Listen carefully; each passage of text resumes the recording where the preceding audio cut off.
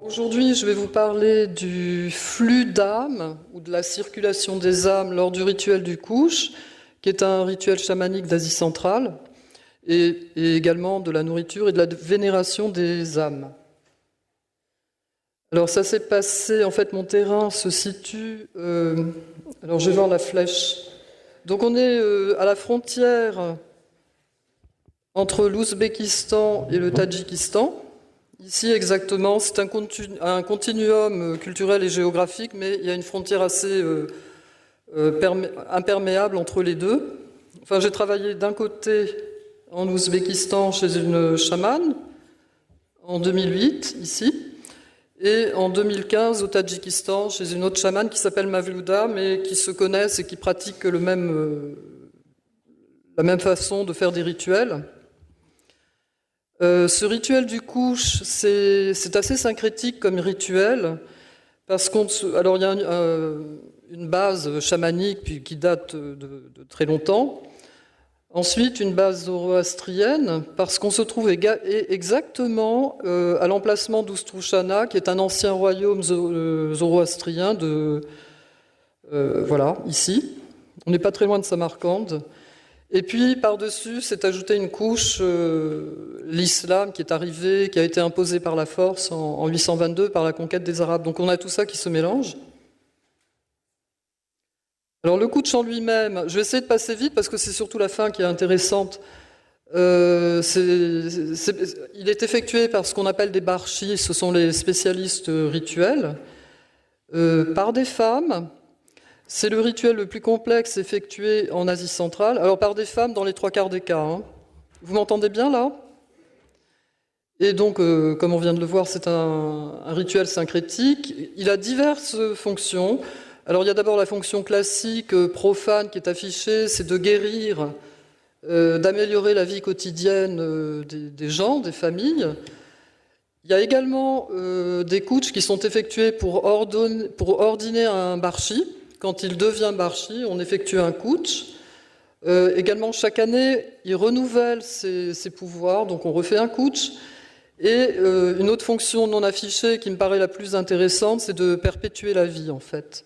Mais ça, je m'en suis rendu compte plus tard, ça n'apparaît pas au premier abord. Alors, le dispositif général du rituel, c'est ça. Vous avez une nappe, la surpa, ici, au centre, le carré, avec des offrandes, des objets rituels. Tout autour, vous avez l'assistance qui s'assoit. Voilà.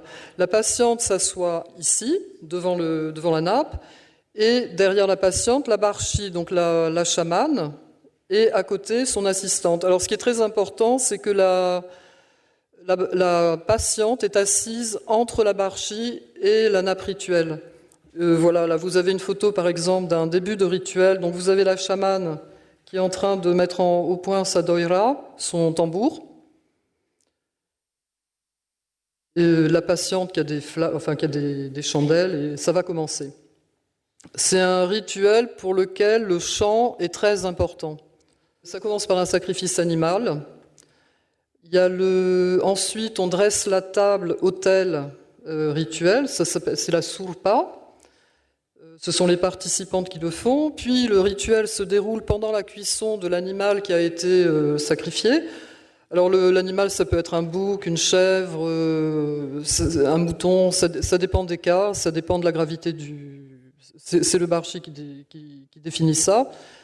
Le rituel s'effectue en 3 à 5 cycles qu'on appelle des halkas, selon la gravité du cas, au cours duquel la barchi chante et joue de la doira. Donc la doira, je répète, c'est le tambourin, et elle appelle les bons esprits à venir combattre les mauvais.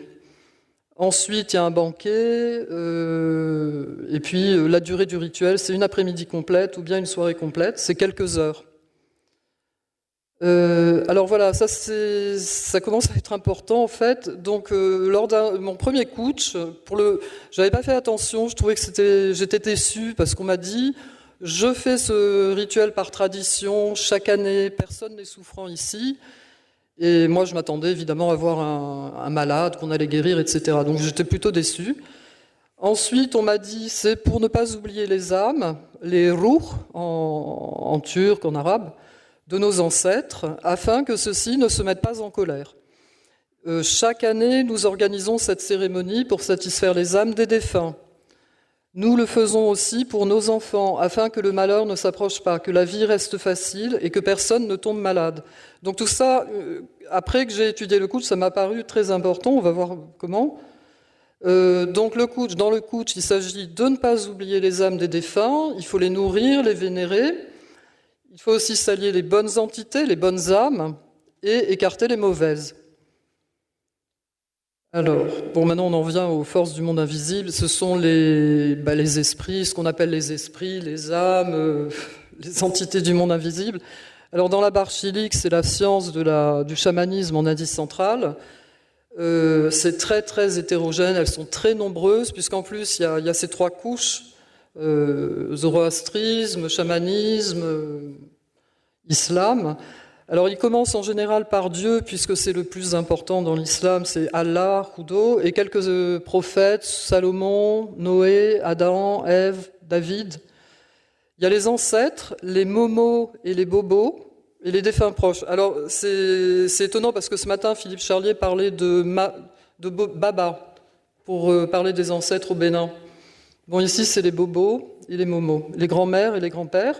Divers saints locaux, les pires, dont les mazars sont régulièrement visités, les djinns, les paris, ce sont les fées, les 40, les lashkars, c'est une armée d'esprits. Des décors Kutch, c'est l'ancêtre des barchis. Et il y a également, on appelle également les éléments de la nature, comme le soleil, le ciel, la terre, etc., la pluie, les nuages. Donc ça, ce sont les bons esprits qui vont aider, ce sont les esprits auxiliaires du chaman. Et alors, il y a des entités très, très mauvaises à combattre. Alors, l'Albasti, voilà, c'est ce monstre qui a du Caucase jusqu'en Chine, chez les Ouïghours. Les enfants ont peur de l'Albasti. C'est un monstre qui a des seins qui pendent tellement qu'ils se le rejettent par-dessus l'épaule. Enfin bon, c'est la même représentation partout. Il y a les Shaitan, les démons. Les Dieux et les paris. Les Dieux, ce sont les ogres et les fées. Il y a quelques fées maléfiques qui sont Karakouche, c'est l'oiseau noir, Sarikeuse, c'est la fille blonde, Karabash, c'est la tête noire, donc Karabash, je pense que ça a donné la fée Carabosse. Donc il y a des fées maléfiques, des fées bonnes. Et les lashkars, donc les soldats, vont devoir combattre ces mauvaises fées. Alors voilà, les voix du chant. Là, c'est pendant c'est pendant le rituel. Les femmes se rendent en file indienne à la cuisine. En fait, elles sont sur un chemin. Et il y a un anthropologue canadien, Graham Townsley, qui a émis cette théorie qui me paraît très très intéressante.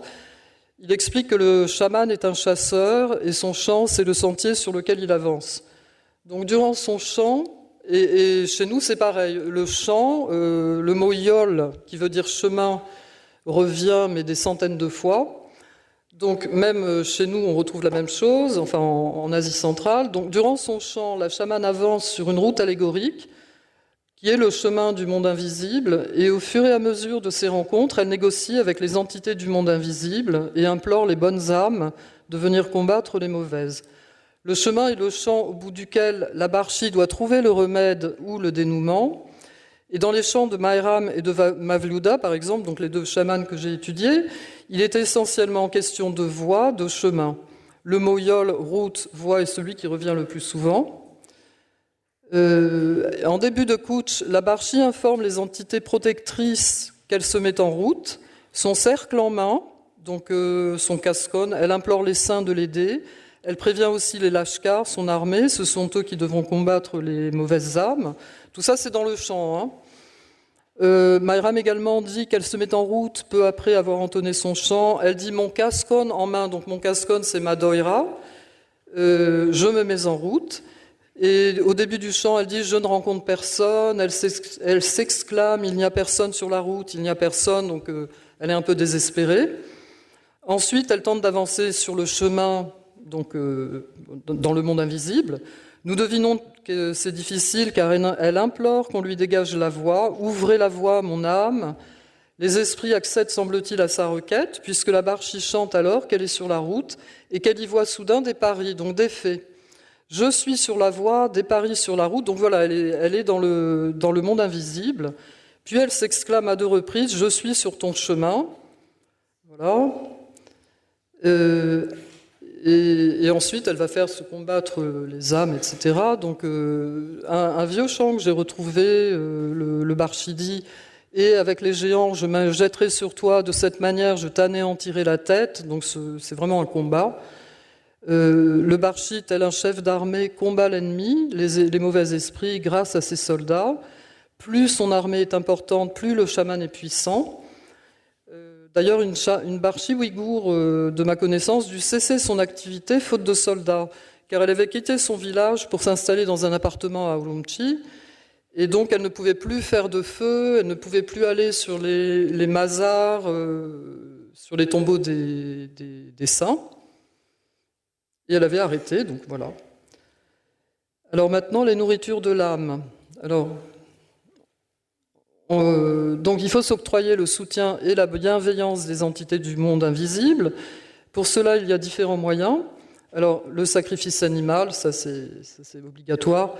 Les offrandes de type agricole, le feu, les prières et les chants. C'est comme ça qu'on va obtenir l'aide des esprits. Alors, bon, vous avez la table avec un exemple d'offrande de type agricole. Le feu, là, on a des chandelles qui vont être allumées. Il y a 50 chandelles. Il y en a 41 pour les soldats, qui sont 41, et un tas de 9 pour les ancêtres.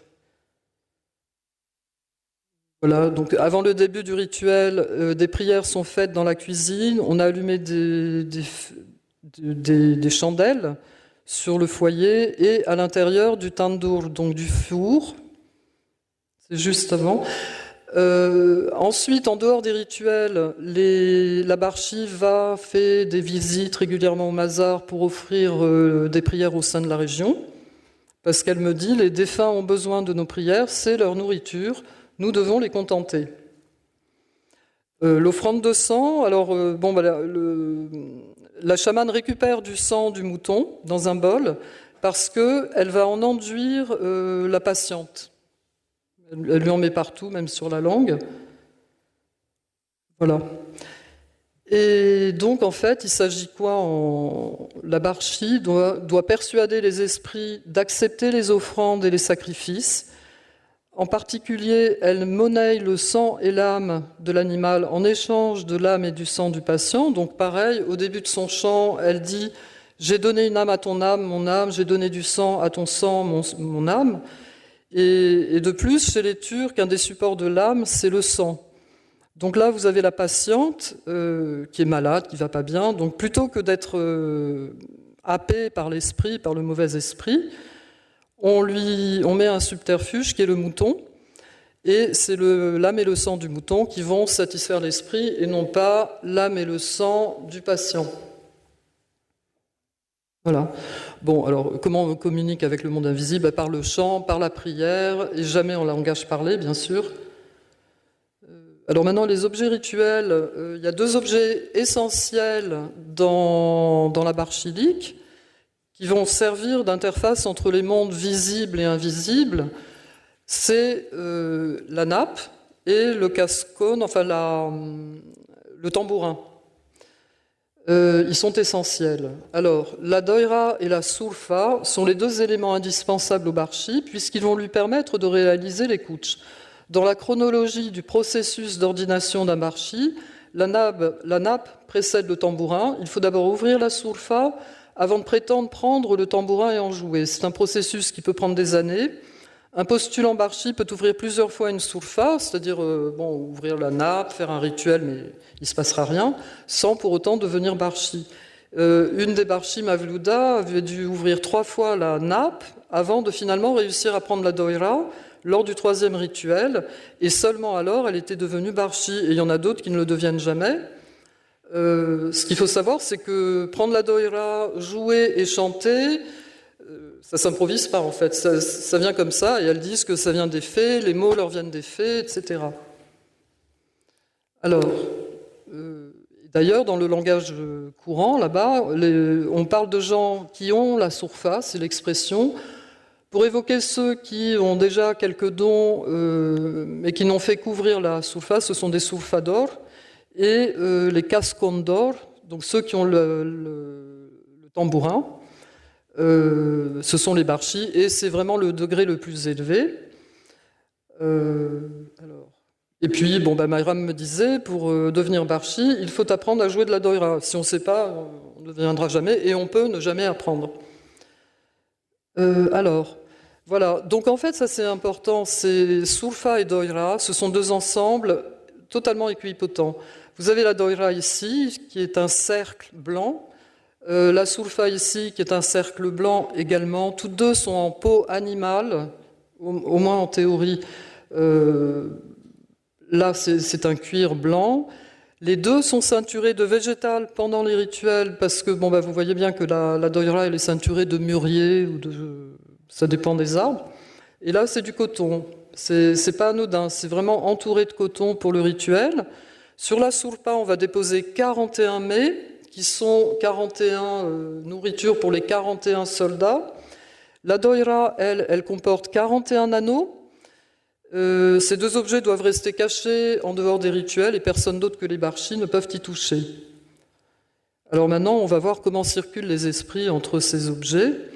Là, je vais passer rapidement, mais la doira, en fait, le tambourin, c'est vraiment une extension du corps du barchi.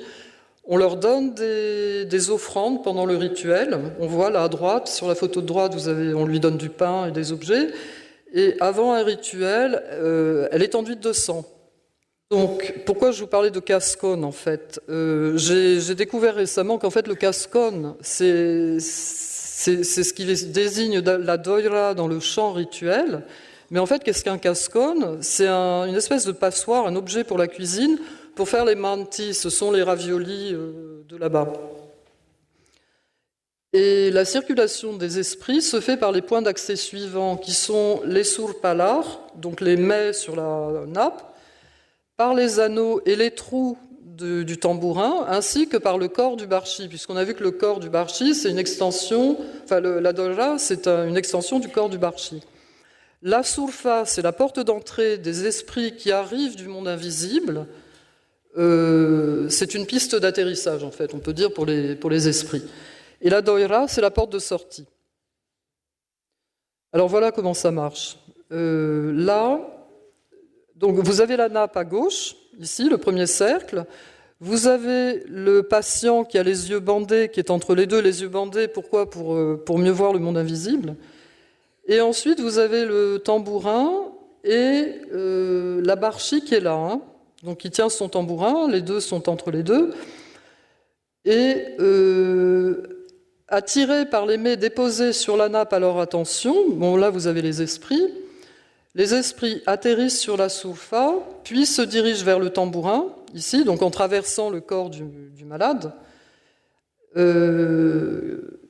Et au cours du chant, les esprits se livrent bataille, puis repartent vers le monde invisible, le barchi agissant comme un filtre pour séparer les bons des mauvais esprits, qu'on appelle et extrait le bor, c'est le mal du patient qu'il rejette en faisant des rôs et des bâillements. Le barchi a un rôle de pompe extractrice de mal, de bor. Et l'air rituel est le lieu où s'incarnent les esprits. C'est vraiment là qui touche à la réalité.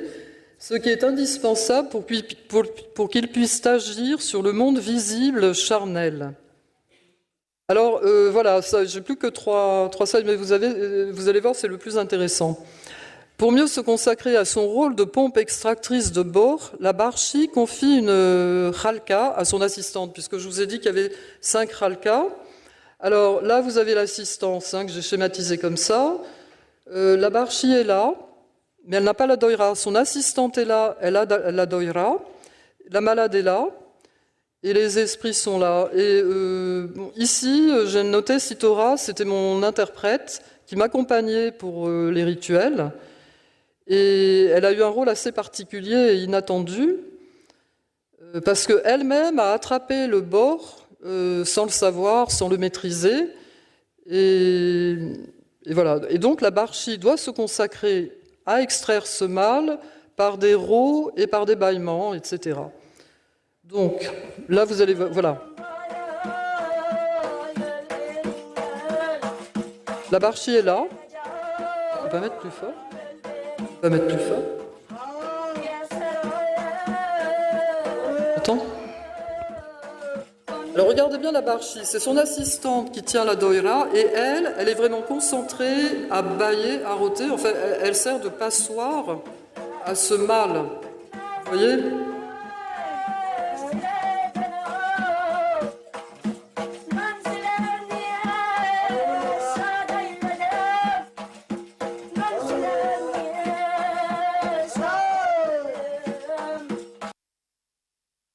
Voilà, et pendant ce rituel, mon interprète, enfin c'était un autre rituel, mais ça arrivait à chaque rituel systématiquement.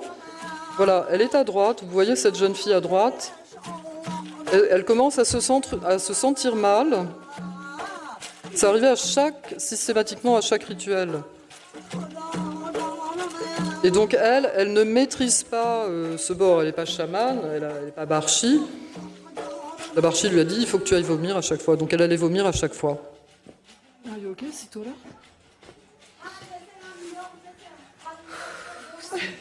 Again? Why it always come to you like this? I don't know. We should ask her. Yeah. I'm really afraid. It's the second. Voilà. Et donc la conclusion, chamaniser, c'est partir à la rencontre des esprits sur la route du chant, qui est l'accès au monde invisible pour les faire combattre. C'est amener les âmes jusqu'à l'espace rituel, à la rencontre des mondes visibles et invisibles, pour les filtrer et les expulser. Les bons esprits repartent dans leur monde, tandis que les mauvais sont expulsés et anéantis, ainsi afin d'obtenir la guérison et la perpétuation de la vie. Mais enfin bon, alors là, ce sera encore une autre présentation pour la perpétuation de la vie. Voilà, je vous remercie.